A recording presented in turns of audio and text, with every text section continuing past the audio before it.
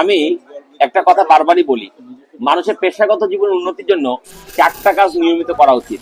Number one, নিয়মিত বই পাঠ, পড়াশোনা করা, নতুন কিছু শেখা। কারণ আপনার লার্নিং না হলে আর্নিং বাড়বে না। আর্নিং বাড়াতে হলে তার আগে এল বসাতে হবে।